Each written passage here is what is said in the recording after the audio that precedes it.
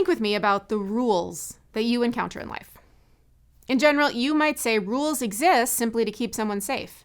They could be rules in society, rules in your work, maybe your friendship or parenting. We have rules everywhere. Okay, now ask yourself, have you ever allowed yourself to hide behind that rule?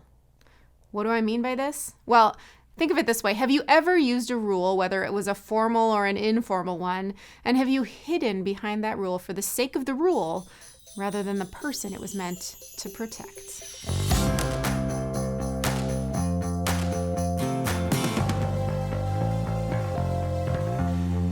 Well, when I think of rules and my stage in life in particular, I immediately think of parenting. I have 2 teenagers, and some days it feels like every day of the week could be bound by rules. You're allowed this much screen time. You're not allowed to use that type of language with your parents or with anyone. You need to do these chores around the house. You need to go to bed by this time on school nights. And if you have ever been a parent, maybe you can relate to some of these feelings around rules. But I admit, I can definitely think of times where I have enforced the rule simply for the sake of enforcing the rule, rather than for the sake of my kids. I've been principled about household chores. I have been stubborn about bedtime and screen time. I've been moralistic about music they listen to or slang they use, even though they hear that song on the radio or the slang on network television. I've prioritized the rule more than my kids.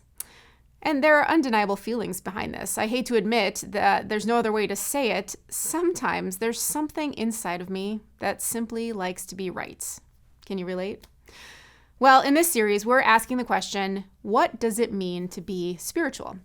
And today I want to look at the idea that sometimes religious people love rules more than they love Jesus. There's a story in the Gospel of John about Jesus healing a blind man. Now, Jesus and his disciples are walking along, and the disciples say in chapter 9, verse 2, "Rabbi, who sinned, this man or his parents, that he was born blind?"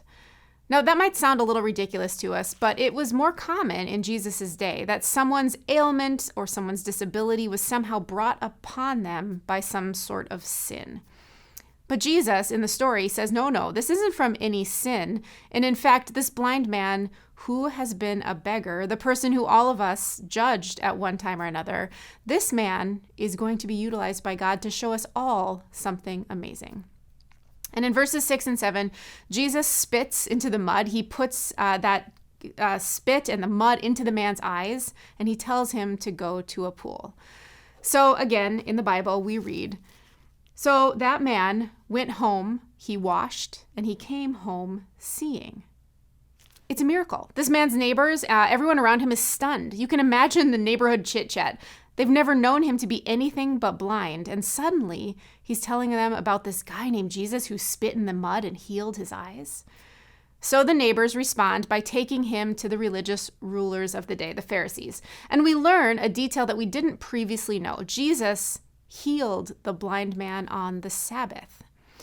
Jesus did something big on a day that was meant to be restful.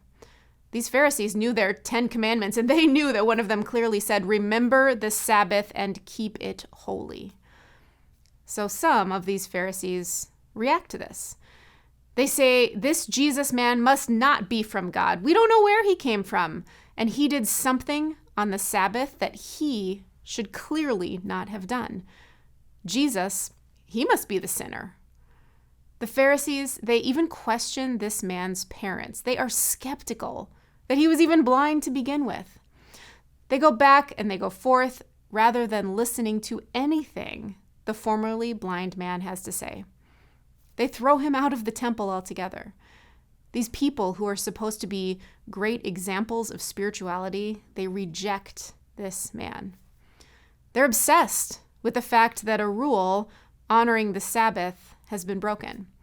And ironically, they're unable to allow themselves to see that the blind man's livelihood has been completely restored, that his faith is now strong because they put the rule above the person. And there are a lot of stories like this in the Bible where someone thought they would never be spiritual enough.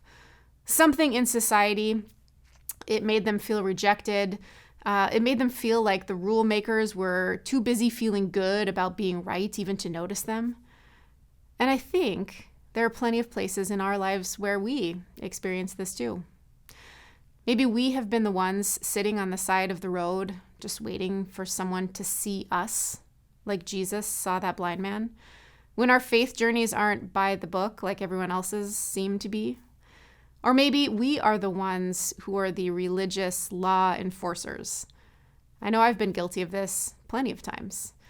In church, when we have someone who's brand new, someone who's never even been to church before, and then they start worshiping with us, but they have no idea what to expect. They're not sitting still like I expect them to. They're not dressed up in what I grew up with as Sunday best. Or their kids are running around the worship space.